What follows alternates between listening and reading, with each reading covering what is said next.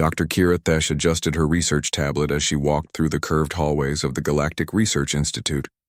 Her tentacles moved smoothly across the device's surface, pulling up her new assignment details for the third time that day. She still couldn't believe how simple this mission looked compared to her usual work.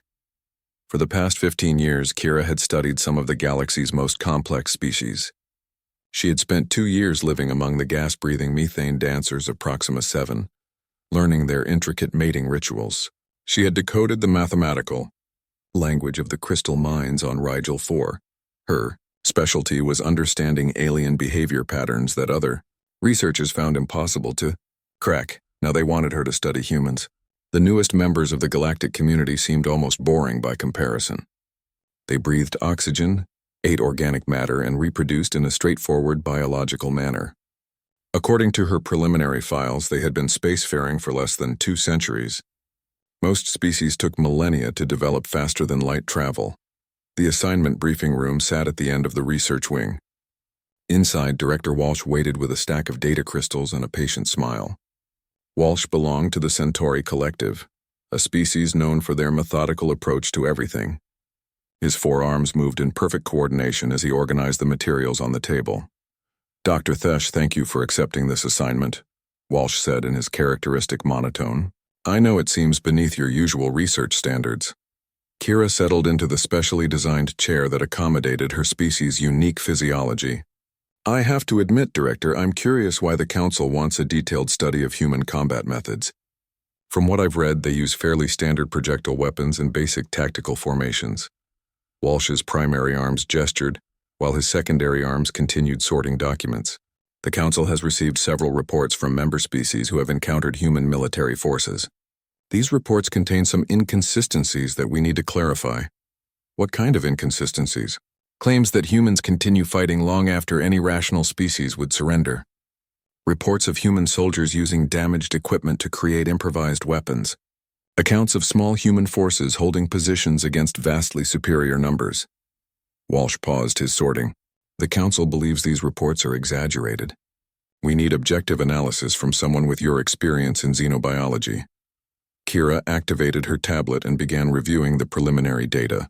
Human military history seemed straightforward enough. They had fought among themselves for most of their recorded history, which was typical for developing species.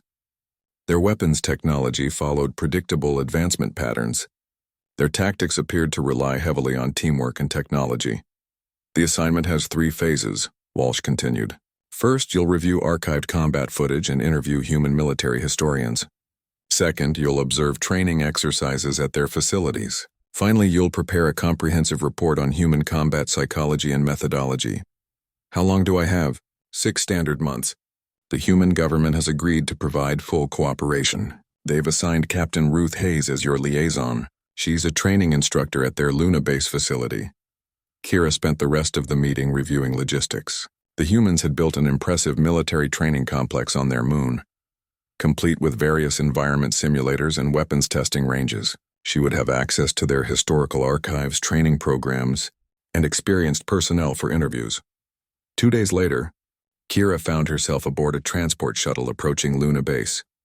Through the viewport, she could see the gray surface of Earth's moon dotted with domes and connecting tunnels. The human construction looked functional rather than elegant, built for purpose rather than beauty. Captain Hayes met her at the airlock. The human woman appeared to be in her middle years, with graying hair pulled back in a practical style. Her uniform bore various decorations that Kira assumed indicated combat experience. Hayes moved with the controlled confidence that Kira had observed in other military species. "Dr. Thesh, welcome to Luna base. I hope your journey wasn't too uncomfortable." "Thank you, Captain. I'm looking forward to beginning my research." Hayes led her through the base's main corridor. The walls displayed images of various human conflicts throughout their history. Kira noticed that many of the images showed humans in defensive positions, often outnumbered by their opponents. "These historical displays will be part of your research," Hayes explained. "We've prepared a comprehensive archive of combat footage, tactical manuals, and after-action reports. You'll have access to everything from our earliest recorded battles to our most recent peacekeeping operations." They stopped at a viewing room equipped with holographic displays and advanced analysis equipment. The technology looked standard, though Kira noticed several modifications that seemed designed for human use. The controls were labeled in multiple human languages, and the chair configurations accommodated their specific body structure. "We'll start with some basic historical overview tomorrow," Hayes said. "I've selected several representative engagements that should give you a good foundation in human military thinking." That evening, Kira settled into her guest quarters and began reviewing the preliminary materials. Human military history stretched back thousands of years, filled with conflicts between various tribal groups, nation-states, and ideological factions. The scale of some battles seemed excessive for a species that hadn't yet achieved interstellar travel. She pulled up footage from something called the Battle of Thermopylae. A small force of human warriors had held a mountain pass against an army hundreds of times larger. The defending force had been completely destroyed, but they had inflicted significant casualties on the attackers and delayed their advance. Most interesting to Kira was the fact that humans seemed to celebrate this defeat. Their cultural records treated the battle as a victory despite the obvious tactical failure. She made a note to ask Captain Hayes about this apparent contradiction. The next morning brought her first formal interview session. Hayes had arranged meetings with several military historians and veteran officers. Each interview provided more data, but also raised new questions about human military psychology. "The thing about human combat," explained Colonel Davis, an elderly man with numerous scars, "is that we don't just fight to win, we fight to learn. Every engagement teaches us something about ourselves and our enemies." "But surely survival is the primary objective?" Kira asked. Davis smiled. "For most species, yes. But humans have this strange relationship with adversity. We seem to perform better when the odds are against us. Some of our greatest tactical innovations came from desperate situations where conventional wisdom said we should have surrendered." Kira spent her first week at Luna Base collecting similar statements. Every human military professional she interviewed expressed the same theme. Humans seem to view combat as an educational experience rather than simply a means of achieving objectives. The combat footage supported these claims. Time after time, she observed human forces continuing to fight, long after any rational analysis would suggest surrender. More puzzling, they often seemed to fight more effectively as their situations became more desperate. By the end of her first week, Kira had filled dozens of data crystals with interview recordings and combat analysis. Everything she had learned suggested that human military behavior followed patterns she had never encountered in other species. They treated losing battles as learning opportunities and seemed to deliberately seek out stronger opponents. For the first time since accepting the assignment, Kira began to wonder if studying human combat might be more complicated than she had expected. The alarm system wailed through Luna Base's training complex, as red lights flashed in the corridors. Kira looked up from her research notes, confused by the sudden chaos around her. Human personnel moved quickly but without obvious panic, suggesting this wasn't a real emergency. Captain Hayes appeared at Kira's side, carrying a helmet and protective vest. "Equipment failure in Training Bay 7. Perfect timing for you to see how we handle unexpected situations." Kira followed Hayes through the base's emergency passages, noting how the humans moved with practiced efficiency. Unlike other military species she had studied, they didn't seem stressed by the disruption to their planned activities. If anything, many of them appeared excited by the change. Training Bay 7 contained a massive simulation chamber designed to recreate various combat environments. Through the observation windows, Kira could see a team of human soldiers standing around a pile of smoking equipment. What should have been a routine urban warfare exercise had become something entirely different when their primary weapons systems failed. Standard protocol would be to abort the exercise and reschedule, Hayes explained. But watch what they do instead. The team leader, a young sergeant named Parker, gathered his squad around the broken equipment. Instead of leaving the chamber, they began dismantling the failed systems and examining the available materials. Within minutes, they had created makeshift weapons from training props, furniture, and pieces of the broken simulator. "Are they supposed to do that?" Kira asked. Hayes smiled. "No official manual covers this situation. They're improvising." The exercise continued with the soldiers using their improvised equipment to complete their objectives. They turned broken furniture into shields, used simulator components as projectile weapons, and created communication devices from spare electronics.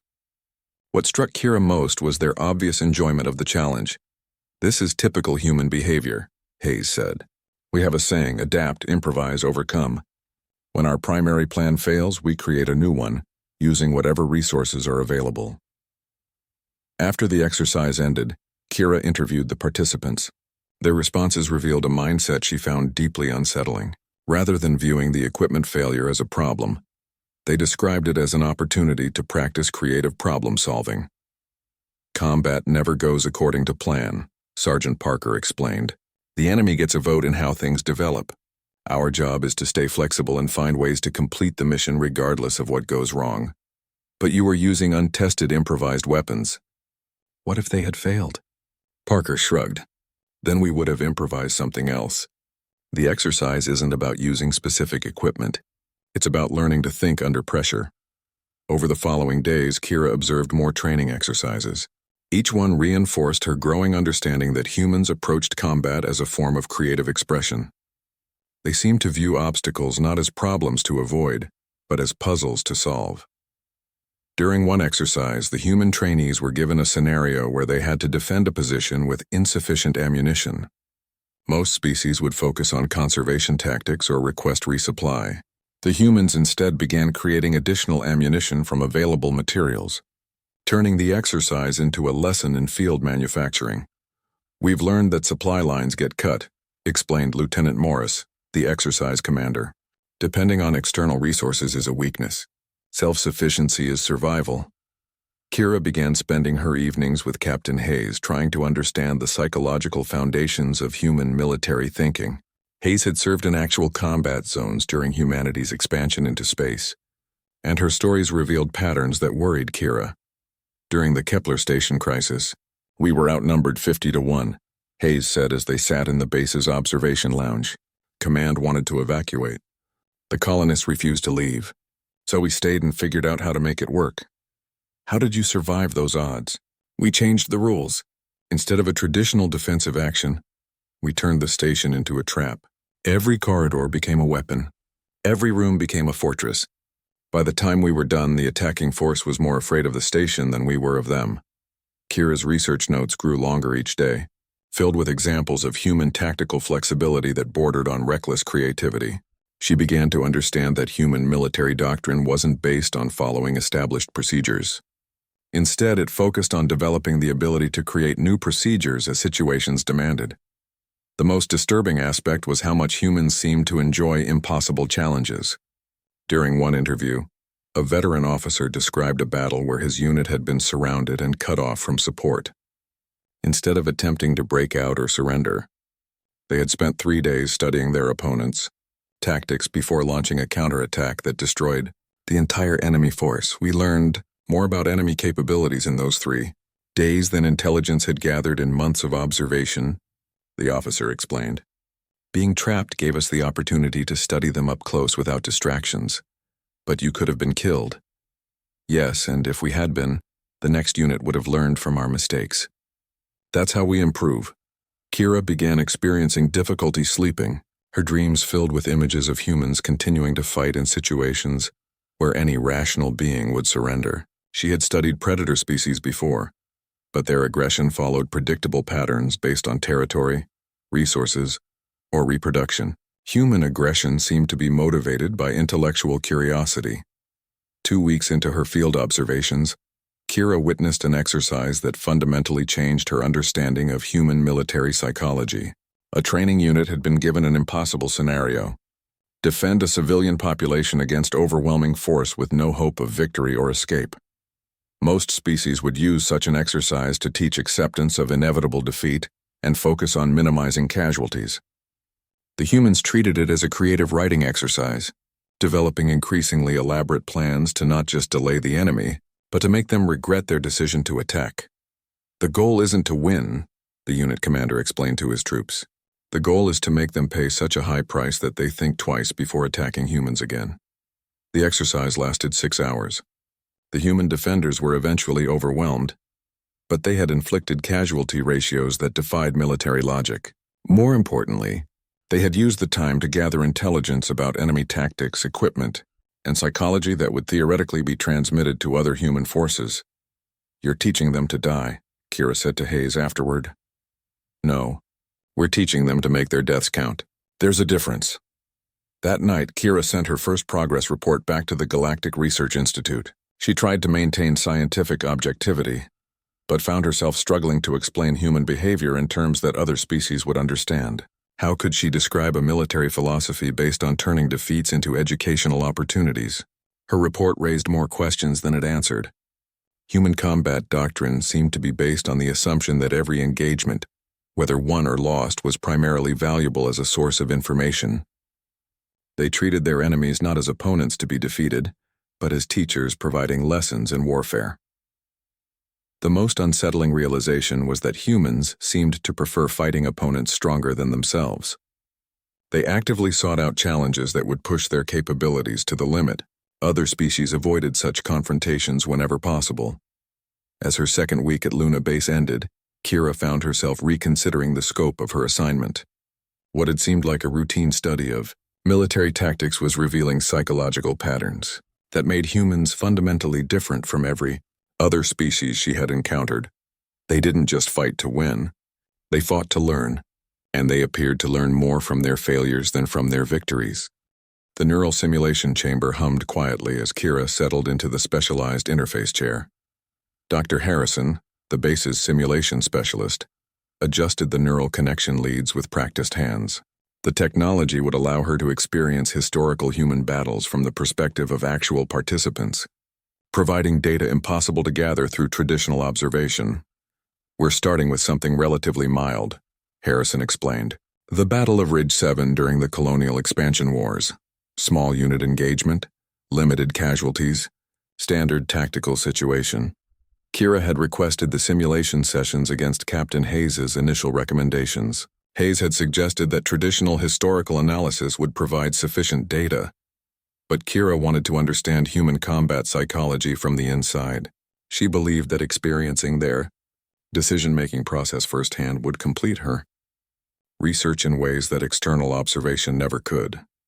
The simulation began with Kira experiencing consciousness as Corporal Lisa Bennett, a human soldier defending a mining colony on a distant world. The sensory input felt completely real. The weight of equipment, the taste of recycled air, the sound of distant explosions. But within minutes, Kira realized she had made a terrible mistake. The human mind under combat stress operated in ways that violated every principle of rational behavior she had studied. As enemy forces surrounded the colony, Bennett's thought processes didn't focus on survival or escape. Instead, she began analyzing enemy movement patterns, noting equipment types and developing tactical assessments that would be useful in future engagements. Most disturbing was the complete absence of surrender as an option. Even as the situation became obviously hopeless, Bennett and her fellow soldiers continued fighting with increasing effectiveness. They used their own injuries as tactical advantages, turning pain into motivation and desperation into weapon selection criteria. Kira experienced the moment when Bennett took shrapnel in her left arm. Instead of seeking medical attention or falling back, Bennett used her reduced grip strength as justification for switching to explosives that could be operated one-handed. The injury became an opportunity to try different tactics. The simulation lasted 4 hours of subjective time. When it ended, Kira found herself shaking uncontrollably in the interface chair. Dr. Harrison immediately began medical scans, concerned by her physiological responses. "That was a mild engagement," Harrison said quietly. "Are you sure you want to continue with the simulation series?" Kira spent that night in the base's medical bay, suffering from what human doctors diagnosed as combat stress reaction, despite never having actually fought. The experience of inhabiting a human mind during battle had fundamentally altered her understanding of their species. They didn't just accept death as a possibility. They incorporated it into their tactical planning as a resource to be utilized efficiently. Captain Hayes visited her the next morning. "Dr. Harrison told me about your reaction to the simulation. We can continue your research using traditional methods." "I need to understand," Kira said, though her voice shook as she spoke. "The simulation showed me thought patterns that don't match any known psychology. Corporal Bennett was wounded and surrounded, but she became more dangerous, not less." "How is that possible?" Hayes sat down beside the medical bed. "Humans have a relationship with adversity that most species find disturbing. We don't just endure difficult situations, we use them to discover capabilities we didn't know we had. That's not adaptation. That's something else entirely. Yes, it is. Despite her traumatic reaction, Kira insisted on continuing the simulation series. Her scientific training demanded complete data, even if the collection process caused personal distress. Over the following week, she experienced battles from throughout human history, each one reinforcing the same impossible patterns. During the siege of Firebase Alpha, she inhabited the mind of Sergeant Davis, who spent his final hours teaching younger soldiers how to maintain equipment using methods he had just invented. Davis knew he wouldn't survive the engagement, but used his remaining time to pass on tactical innovations to personnel who might escape. In the Battle of Asteroid Station Bravo, she experienced the thoughts of Lieutenant Torres, who voluntarily remained behind to document enemy assault tactics. Torres transmitted detailed enemy capability assessments even as hostile forces breached her position, treating her own death as an opportunity to gather intelligence that would save lives in future engagements. Each simulation left Kira more psychologically damaged and more confused about human military psychology. Their thought processes under extreme stress violated fundamental principles of survival behavior found throughout the galaxy. They seemed to become more rational as situations became more desperate, not less. After her 7th simulation, Kira suffered a complete psychological breakdown. The base's medical staff placed her under observation while they tried to understand what was happening to her mind. Dr. Harrison ran extensive neural scans, finding patterns he had never seen in other species. Your brain is trying to process decision-making algorithms that don't exist in your species, Harrison explained. Human combat psychology developed over millions of years of evolutionary pressure. Your mind lacks the framework to safely experience our thought patterns. Admiral Rue arrived at Luna Base 2 days later. Kira had never met the human military leader, but her reputation as a strategic planner was known throughout the galactic military community. Rue entered the medical bay with the quiet confidence that seemed characteristic of human leadership. Dr. Thesh, I understand you've been having difficulties with your research. Admiral, I need to end this assignment. What I've experienced doesn't match any known psychology. Your species exhibits behavior patterns that should be impossible. Rue pulled up a chair and activated a security privacy field around the medical bed. I'm afraid that's not possible.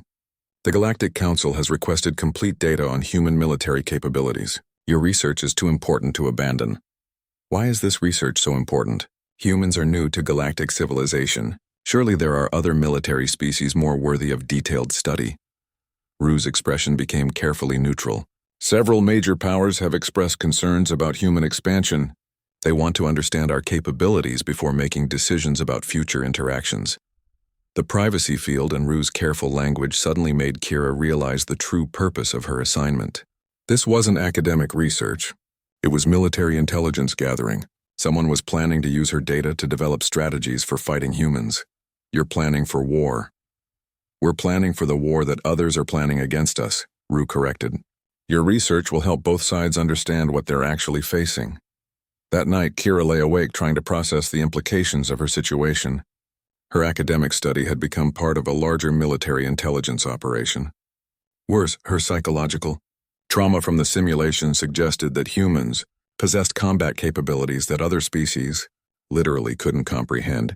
She began reviewing her collected data with new understanding. Every interview, every observation, every simulation had revealed the same fundamental truth. Humans didn't just fight to achieve objectives. They fought to transform themselves into more effective weapons through the process of combat itself. The next morning, Admiral Rue provided Kira with classified files containing reports from various galactic powers about their encounters with human military forces. Reading these reports confirmed her worst fears about her research. Multiple species had concluded that humans represented a potential threat to galactic stability. Their rapid technological advancement, their aggressive expansion into new territories, and their unusual military psychology had triggered concerns among established powers. A coalition was forming to address the human problem before it became unmanageable. Kira's research was intended to provide the coalition with detailed analysis of human combat capabilities, allowing them to develop effective strategies for a preemptive military action. Her objective scientific study was being used as intelligence preparation for genocide. "I can't continue this research knowing how it will be used," she told Admiral Rue. "You can, and you will," Rue replied calmly, "because the alternative is allowing decisions to be made based on incomplete information. Would you prefer that our potential enemies understand only part of what they're facing?" As the third week of her assignment ended, Kira found herself trapped in a situation she couldn't escape. Her research was contributing to military planning for a conflict she opposed, but abandoning the study would only ensure that critical information remained unknown to all parties. The simulations had shown her that humans possessed psychological capabilities that made them fundamentally different from every other known species. Now she was learning that this difference was significant enough to trigger fear throughout galactic civilization. For the first time since accepting the assignment, Kira began to understand why she might regret studying human combat capabilities. The research vessel Meridian drifted through the debris field that had once been the Kepler defense line. Kira floated in the observation deck's artificial gravity, studying the wreckage of what military historians called the most one-sided defeat in human space combat history. According to official records, 200 human defenders had faced 10,000 attackers and lost completely. According to the classified files Admiral Rue had provided, the battle had ended very differently than public records suggested. Captain Hayes joined her at the observation windows, carrying a data pad filled with after-action reports. "This is where you'll understand the real pattern of human warfare. The siege of Frontier Station represents everything that makes other species uncomfortable about fighting humans." The debris told a story that contradicted every logical analysis of the engagement. The attacking fleet had possessed overwhelming numerical superiority, advanced technology, and detailed intelligence about human defensive capabilities. They should have destroyed Frontier Station within hours of arriving. "Walk me through what actually happened," Kira said. Hayes activated a holographic display showing the battle's progression. "The Zilani Confederation sent a battle fleet to destroy our forward observation post.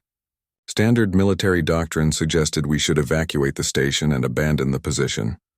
But you didn't. Commander Phillips decided to use the engagement as a learning opportunity.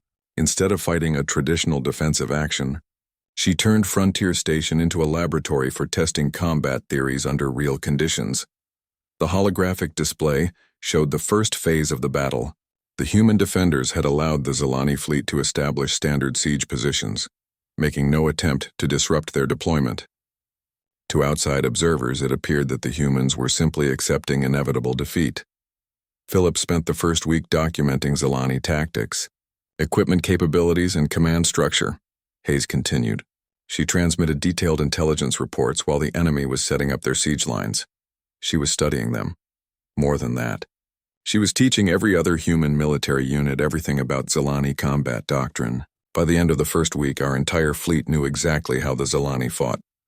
The siege had lasted 3 months. During that time, the human defenders had systematically tested different defensive strategies, using each Zilani assault as an opportunity to experiment with new tactics. They treated each enemy attack as a controlled laboratory exercise rather than a life-or-death struggle. "The Zilani thought they were wearing us down through attrition," Hayes explained. "They didn't realize we were using their attacks to perfect our defensive systems. Every assault wave taught us something new about their capabilities." Kira reviewed the combat footage with growing horror. The human defenders weren't just fighting. They were conducting research.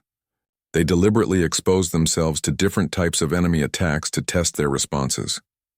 They allowed their defensive positions to be overrun so they could study Zilani close combat techniques. You were experimenting on yourselves. We were learning. There's a difference. The breakthrough had come during the 8th week of siege. Commander Phillips had gathered enough data to understand not just Zilani tactics, but the psychological principles underlying their military doctrine. She had learned to predict their responses to different situations. Once Phillips understood how they thought, the siege became a trap, Hayes said. She began manipulating their tactical decisions, leading them into positions where she could study their equipment up close. The holographic display showed the final phase of the battle. The Zilani had been systematically maneuvered into a formation that allowed the human defenders to capture intact examples of their most advanced technology. What appeared to be desperate human defensive actions were, actually elaborate schemes to acquire enemy equipment for analysis. The final assault began with the Zilani believing they had overwhelmed our defenses. Hayes continued. Instead, they found themselves fighting a completely different enemy. We had learned everything about their capabilities while they knew nothing new about ours. The battle had ended in complete Zilani defeat. Their entire fleet had been destroyed or captured, providing humanity with detailed information about Confederation military technology and tactics. More importantly, the siege had given humans practical experience fighting a major galactic power under controlled conditions. Commander Phillips died during the final assault, Hayes said quietly. Her last transmission contained tactical recommendations for fighting other Confederation species based on behavioral patterns she had observed in their Zilani allies. Kira spent the following days reviewing similar engagements throughout human military history. Each battle revealed the same pattern. Humans used combat as an educational experience, treating their enemies as unwilling instructors in advanced warfare techniques. During the Battle of Arcturus Junction, human forces had deliberately allowed themselves to be surrounded by superior enemy numbers. Instead of attempting to break out, they had spent 2 weeks studying enemy siege tactics before implementing countermeasures that turned the encirclement into a trap. At the defense of New Sparta, a human garrison had faced assault by 4 different alien species. Rather than focusing on simple survival, the defenders had carefully documented the tactical differences between each attacking species, developing specialized countermeasures for each enemy type during the battle. Every engagement teaches us about new opponents, Captain Hayes explained during one of their daily briefing sessions. We don't just fight to win individual battles. We fight to become better at fighting future battles. But you take enormous casualties using these methods. We take calculated casualties. There's a difference. Every human who dies in combat teaches the rest of us something about surviving similar situations. The most disturbing files involved humanity's deliberate exposure to different combat environments. Human military forces actively sought out opponents who used unfamiliar weapons, tactics, or technologies. They treated each new type of enemy as an opportunity to expand their understanding of warfare. We've fought in vacuum, underwater, in gravity wells, in zero gravity, in toxic atmospheres, and in dimensions with altered physics, Hayes said. Each environment taught us something about adapting our tactics to unusual conditions. You seek out dangerous situations. We seek out learning opportunities that happen to be dangerous. Kira began understanding why other galactic powers viewed humans as a threat. Most species developed military capabilities to defend their territories or resources. Humans developed military capabilities to learn how to fight anyone they might encounter in the future. Their combat doctrine assumed that every species they encountered would eventually become an enemy.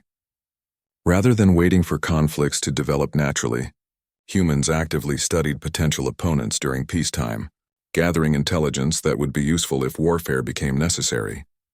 During our first contact with the Andorian Trade Federation, our diplomats were negotiating trade agreements, Hayes revealed. At the same time, our military analysts were studying their escort ships to determine their combat capabilities. That's standard intelligence gathering. We went further. We deliberately created minor incidents to observe Andorian military responses under stress. We wanted to understand their tactical thinking before any real conflict developed. The pattern extended beyond individual battles to encompass humanity's entire approach to galactic civilization. Every diplomatic contact, every trade relationship, every cultural exchange was also an opportunity to gather military intelligence about potential future opponents. You're not exploring the galaxy for resources or territory, Kira realized. You're exploring it to find new teachers. Every species we encounter knows something about warfare that we don't, Hayes confirmed. Our goal is to learn everything they can teach us, whether they choose to teach us willingly or not. As her 4th week of research concluded, Kira understood that human military psychology represented something unprecedented in galactic history. They had developed a form of warfare based entirely on continuous learning and adaptation. Every battle made them more dangerous than they had been before. Worse, they seemed to prefer fighting opponents stronger than themselves, because superior enemies provided more valuable lessons. The coalition planning to attack humanity wasn't just facing a dangerous opponent. They were facing an opponent that would become more dangerous with every battle they fought. The debris field around Frontier Station suddenly looked different to Kira. It wasn't the site of a human defeat. It was the site of a human education, and somewhere in human space, military planners were using lessons learned here to prepare for much larger conflicts. For the first time, Kira began to suspect that her research wasn't just intelligence gathering for the Coalition. It might also be serving human interests in ways she couldn't yet understand. Deep beneath the Galactic Council headquarters, Kira followed Director Walsh through security checkpoints she had never known existed. The lower levels of the orbital station contained classified briefing rooms reserved for discussions that could never appear in public records. As they descended through increasingly restrictive security zones, Kira began to understand the true scope of the situation she had become involved in. "Your research has provided valuable insights," Walsh said as they approached the final checkpoint. "The Council is ready to brief you on the complete picture." The briefing room contained representatives from 12 major galactic powers. Kira recognized some of the species from her previous research: the militaristic Draken Empire, the technologically advanced Vega Collective, the economically powerful Centauri Federation. Each delegation sat at specially designed stations equipped with their species' preferred environmental controls. Admiral Kozlov of the Terran Defense Force sat alone at a small table near the room's center. His presence confused Kira until she realized that humanity was being discussed as a subject of the briefing rather than participating in it as an equal partner. "Director," Walsh activated the room's security systems and began the presentation. "Dr. Thesh's research has confirmed our worst fears about human military capabilities. Her analysis demonstrates that humans represent an unprecedented threat to galactic stability. The first display showed population growth projections for human space. Their expansion rate exceeded every other species in recorded history. Within 2 centuries of achieving interstellar travel, they had established colonies in 47 star systems and showed no signs of slowing their territorial acquisitions. More concerning than their expansion rate is their military development." Walsh continued. "Dr. Thesh's field research confirms that humans treat warfare as an educational process. They actively seek out stronger opponents to improve their combat capabilities." Ambassador Drex of the Draken Empire spoke first. "Our scouts have observed human military exercises. They deliberately create impossible scenarios for their troops to solve. They seem to enjoy fighting against overwhelming odds. Our trade negotiations with human colonies have revealed their dual-purpose infrastructure," added Representative Vex from the Vega Collective. "Every civilian installation can be converted to military use within hours. Their entire civilization is designed for warfare." Kira listened with growing horror as each delegation presented intelligence about human activities throughout the galaxy. The picture they painted was of a species that had weaponized their entire culture, turning exploration, diplomacy, and trade into intelligence-gathering operations for future military conflicts. "The most troubling aspect is their adaptation rate," Walsh said, displaying combat footage from various human engagements. "Every battle makes them more dangerous. They incorporate new technologies, tactics, and strategies faster than any other species on record." Admiral Kozlov finally spoke. "Honored delegates, you're interpreting human behavior through the lens of your own military traditions. Our approach to combat emphasizes learning, because we've faced adversity throughout our evolution. We adapt because adaptation means survival." "Precisely our concern," replied Chancellor Thorne of the Rigel Alliance. "Your species views every other civilization as a potential source of military knowledge. You study us not as potential allies but as future opponents." The briefing continued for hours, with each delegation presenting evidence of human military preparations that had been disguised as peaceful activities. Kira realized that her own research had been part of a much larger intelligence gathering effort that had been monitoring human activities throughout the galaxy. Director Walsh finally revealed the true purpose of the meeting. "The coalition of concerned powers has reached a unanimous decision. Human military capabilities represent an unacceptable threat to galactic civilization. Preemptive action is necessary to prevent future conflicts." "You're planning genocide," Kira said. "We're planning a police action to neutralize a threat before it becomes unmanageable," Walsh corrected. "Your research will provide tactical intelligence that will minimize casualties on both sides." Admiral Kozlov activated a recording device and spoke calmly into it. Coalition representatives have confirmed their intention to launch an unprovoked assault on human civilization. Dr. Thesh's research has been used without her knowledge to support military planning for this attack. Admiral, that device will not function in this security environment, Walsh said dismissively. Kozlov smiled. You're right, but the one built into my uniform is transmitting on a quantum channel that your security systems can't detect. The room erupted in chaos as security forces moved to restrain Kozlov. He offered no resistance but continued speaking into his recording device as they dragged him away. Coalition forces plan to attack simultaneously across 17 human systems. Estimated timeline is 6 weeks from this date. After Kozlov's removal, Walsh turned back to the Coalition representatives. The timeline has been accelerated. We must launch the coordinated assault within 10 days to prevent human preparation. That's impossible, protested Ambassador Drex. Our fleets aren't in position for coordinated action. Then we attack with whatever forces are available. Delay will only give humans time to implement countermeasures. Kira found herself trapped in the briefing room as military planners discussed the logistics of attacking human space. Each delegation commanded significant naval forces, but coordinating their assault would require precise timing and communication. The Coalition's greatest advantage was surprise, which Kozlov's transmission had apparently compromised. Dr. Thesh's research indicates that humans perform better under pressure, noted Representative Vex. If they know we're coming, they'll use the warning time to prepare defenses, which is why we must strike before they can implement those preparations, Walsh replied. Speed is our primary tactical advantage. As the meeting continued, Kira began understanding the scope of the military action being planned. The Coalition intended to destroy human military capabilities while leaving their civilian population intact. The goal was to force humanity into accepting client status under Coalition oversight, rather than allowing them continued independence. Humans will never accept client status, she said. My research shows they prefer death to surrender. Your research also shows they're rational enough to accept survival when destruction is the alternative, Walsh countered. Once their military capabilities are eliminated, they'll have no choice but to comply with Coalition demands.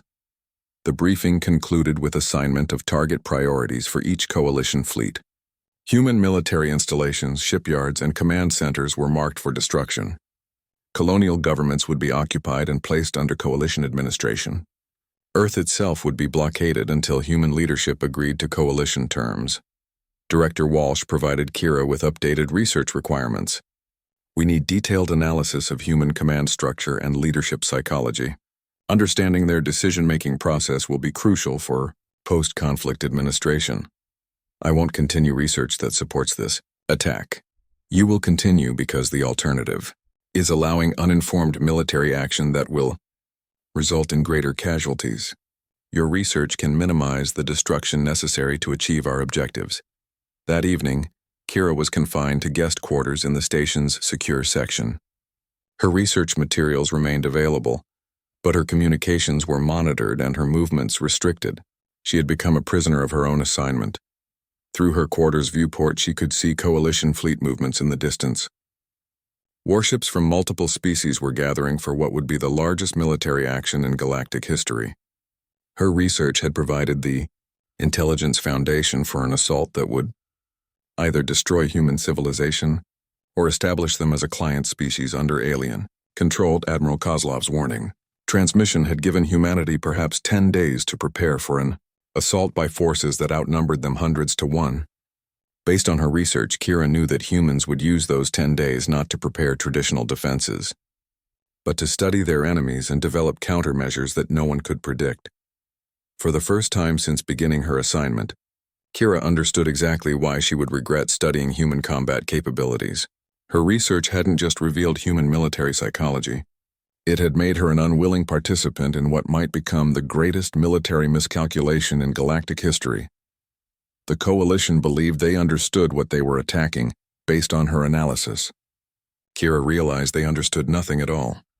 The emergency evacuation sirens echoed through Avalon Prime's crystal spires as Kira watched Coalition fleet movements through her apartment's observation dome.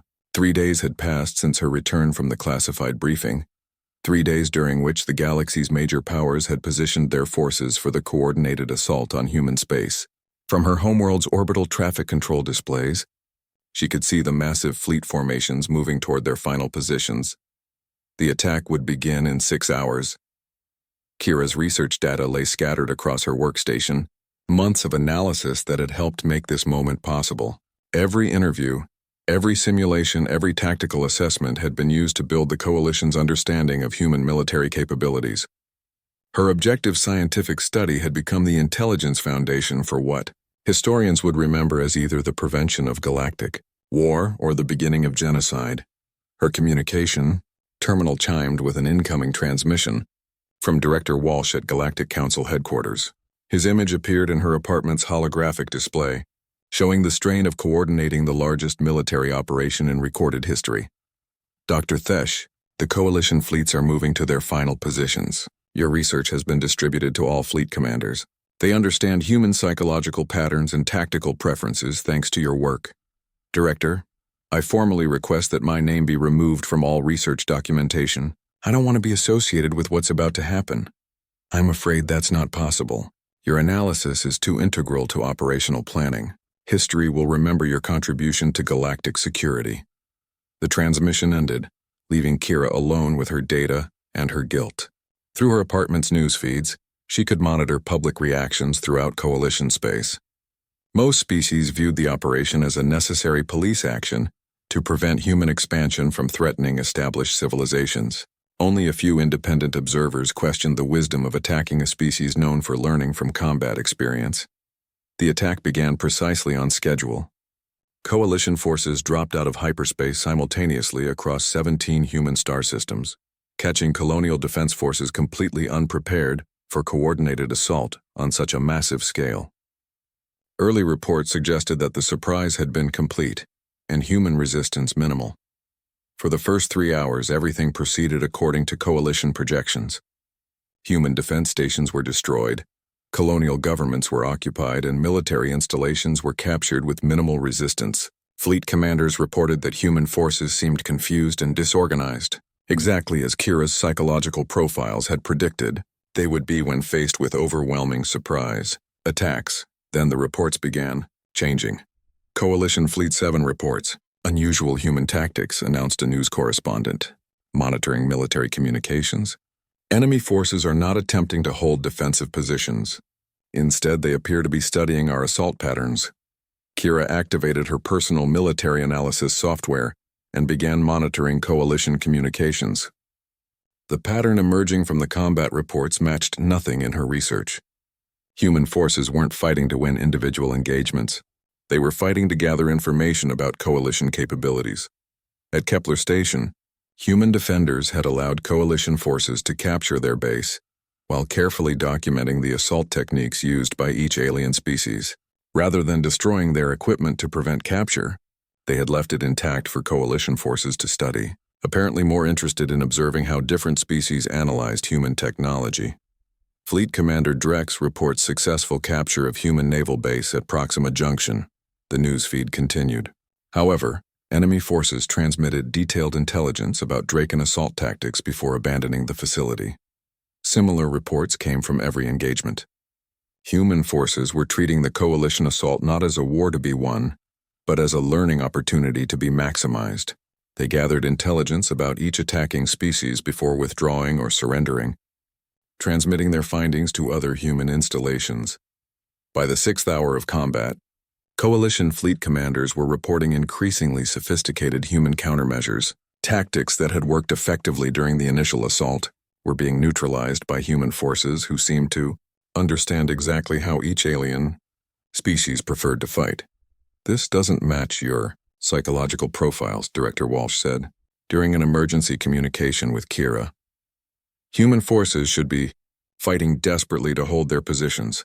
They are fighting desperately, Kira replied. Just not in the way you expected. They're using this assault to learn everything about Coalition military capabilities. The turning point came during the 8th hour of fighting. Human forces throughout the combat zone began implementing coordinated countermeasures that targeted the specific weaknesses of each Coalition species. Weapons designed to penetrate Draken armor appeared at battles involving Draken forces. Tactics optimized for fighting in vegan technological environments were used against vegan fleets. How are they adapting this quickly? Walsh demanded. Kira reviewed the combat reports with growing understanding. They've been preparing for this assault since Admiral Kozlov's warning transmission. Every human facility that's been attacked was deliberately modified to serve as a testing ground for studying coalition forces. The coalition had walked into the largest military education program in human history. Every engagement was teaching humanity everything about their opponent's capabilities, while revealing nothing new about human military potential. The assault wasn't conquering human space. It was providing humans with practical combat experience against every major galactic power simultaneously. Our forces are reporting human equipment they've never seen before, Walsh said, his voice showing strain. Weapons specifically designed to counter our technologies. They've had months to prepare, Kira realized. My research told them exactly which coalition species would be involved in the attack. They've spent that time developing countermeasures for each potential opponent. By the 12th hour, coalition casualties were exceeding projections by orders of magnitude. Human forces had stopped retreating and begun launching coordinated counterattacks that demonstrated detailed knowledge of every coalition species' tactical weaknesses. The surprise assault had become a comprehensive defeat for the attackers. Fleet commanders are requesting permission to withdraw, Walsh reported. Human forces are destroying our ships faster than we can replace them. They're not just destroying your ships, Kira corrected. They're capturing them. Look at the casualty reports more carefully.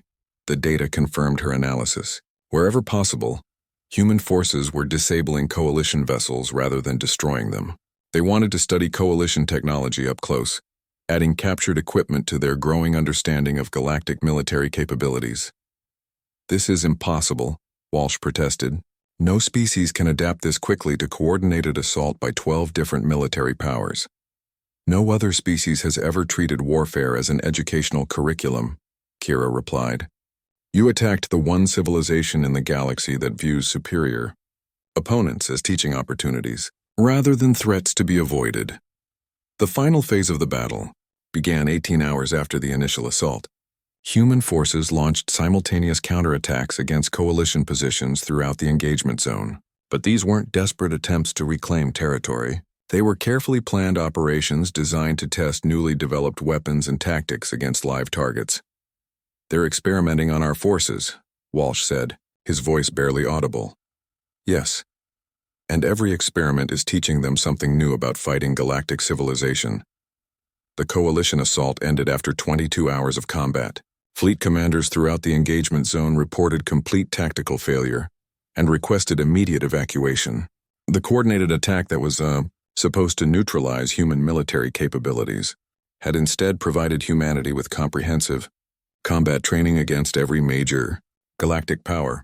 Casualty reports are still coming in, Walsh said during his final communication with Kira. Coalition forces have suffered losses exceeding 60%. Human casualties appear to be minimal, because they weren't trying to hold ground or protect installations. They were trying to learn, and they learned everything. In the aftermath of the failed assault, Kira spent weeks analyzing the combat reports and trying to understand the scope of what had occurred. The coalition attack had been the largest military education program in galactic history, providing humanity with practical combat experience that would have taken centuries to acquire through normal expansion conflicts. Worse, the captured coalition technology would allow humans to upgrade their military capabilities, using equipment designed by the galaxy's most advanced civilizations. They had turned their enemy's attack into a massive technology transfer program. Your research made this possible, Admiral Kozlov said during a post-conflict interview. We knew about the planned assault months before it began. Your psychological profiles told us exactly how each coalition species would attack, allowing us to prepare specific countermeasures. I was studying human combat psychology, not providing tactical intelligence. Every question you asked taught us something about how other species view warfare. Every simulation you requested revealed which aspects of human military doctrine confused other species most. Your research was as valuable to us as it was to the coalition. The final revelation came during Kira's completion of her research report. As she compiled her analysis of the failed coalition assault, she realized that her assignment had never been what it appeared to be. The Galactic Research Institute Director Walsh, even her own species' government had been manipulated by human intelligence operations from the beginning. The coalition attack was always going to fail, she told Admiral Kozlov during their final meeting. You knew that from the moment you received my preliminary research. We knew that any attack based on incomplete understanding of human capabilities would fail, Kozlov confirmed. Your research ensured that the coalition's understanding remained incomplete, while providing us with detailed intelligence about their military planning. I was never studying human combat psychology. I was participating in a human intelligence operation. You were doing both. The best intelligence operations serve multiple purposes simultaneously.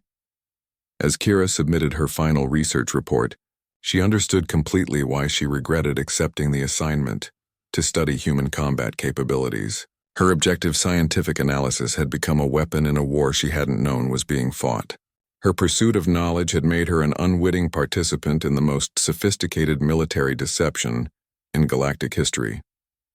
The coalition powers that had commissioned her research to understand their enemy had instead provided that enemy with everything they needed to achieve complete victory, and Kira's dedication to thorough scientific analysis had made it all possible. Human civilization now possessed combat experience against every major galactic power, captured technology from the galaxy's most advanced civilizations, and detailed intelligence about coalition military capabilities.